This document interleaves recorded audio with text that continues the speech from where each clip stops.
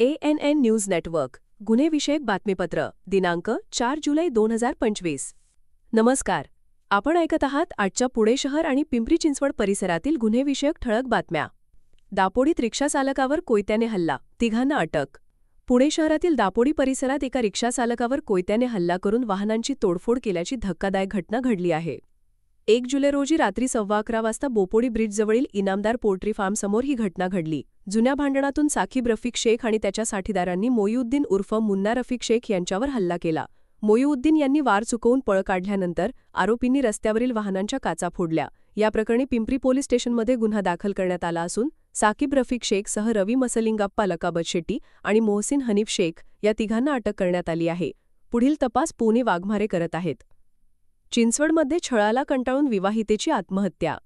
मोहननगर चिंचवड येथे दारूच्या नशेत चारित्र्यावर संशय घेऊन वारंवार मारहाण करणाऱ्या जावयाच्या छळाला कंटाळून एका विवाहितेने आत्महत्या केल्याची घटना समोर आली आहे.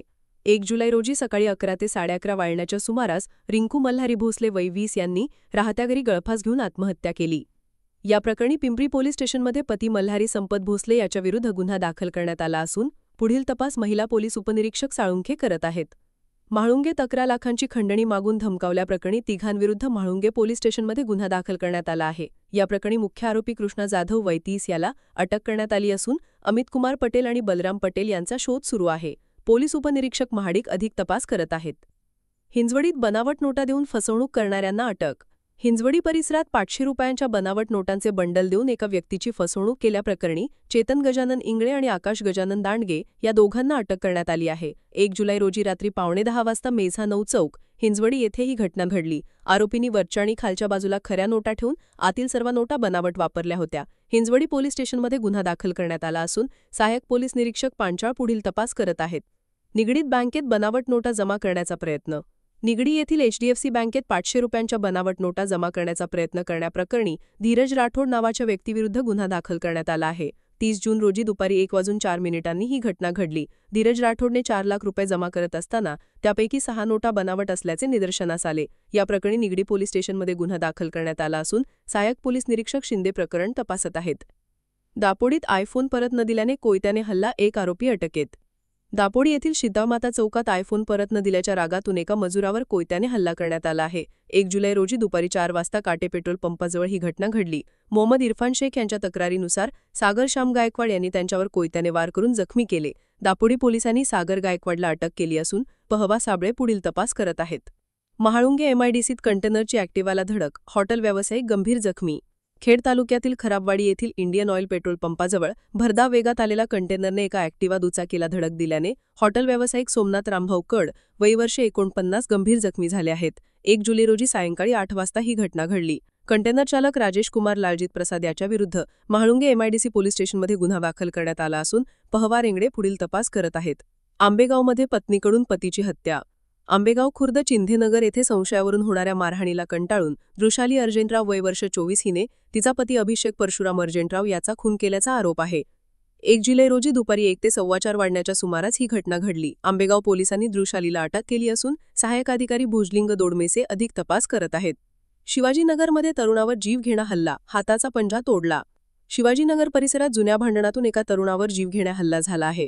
2 जुलै रोजी दुपारी 2:45 ते 3:15 वाजण्याच्या सुमारास प्लॉट नंबर 11 शिवाजीनगर येथे 3 अनोळखी इस्मांनी फिर्यादीच्या मुलाला धारदार हत्यारांनी मारहाण करून त्याचा हाताचा पंजा मनगटापासून वेगळा केला आहे. आरोपी अद्याप फरार असून उपनिरीक्षक बडे तपास करत आहेत. कोथरूडमध्ये दुकान फोडून 25,000 रुपयांची रोकड लंपास. कोथरूड बसस्टँडसमोर कर्वे रोडवरील यानदुनावात कॉम्प्लेक्समधील एका दुकानातून 25,000 रुपयांची रोकड चोरीला गेली आहे. 1 जुलै रोजी रात्री 9:30 ते 2 जुलै रोजी सकाळी 7 वाजेच्या दरम्यान अज्ञात चोरकमी शटरचे कुलूप उचकळून दुकानात प्रवेश केला. अलंकार पोलीस स्टेशनमध्ये गुन्हा दाखल करण्यात आला असून उपनिरीक्षक गणेश दीक्षित तपास करत आहेत. बाळेवाडीत फॉरेक्स कंपनीच्या ऑफिसमधून 19 लाखांपेक्षा जास्त रकमेची चोरी.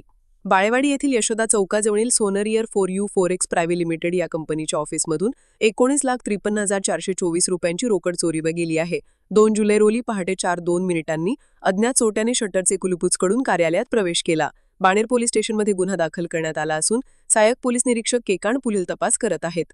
मुंडव्यात बंद फ्लॅट फोडून 4,30,000चा ऐवज लंपास. मुंडव्या लक्ष्मी पार्क येथील एका बंद फ्लॅटमधून 4,30,600 रुपयांचा ऐवज चोरीला गेला आहे. 28 जून दुपारी 3:30 ते 2 जुलै मध्यरात्री 12:30 वाजेच्या दरम्यान अज्ञात चोरट्याने घराचे कुलूप उचकडून आत प्रवेश केला. मुंडवा पोलीस स्टेशनमध्ये गुन्हा दाखल करण्यात आला असून सहाय्यक पोलीस निरीक्षक महानोर पुढील तपास करत आहेत. खराडी येथील महिलेची शेअर ट्रेडिंगच्या नावाखाली 17.98 लाखांची फसवणूक.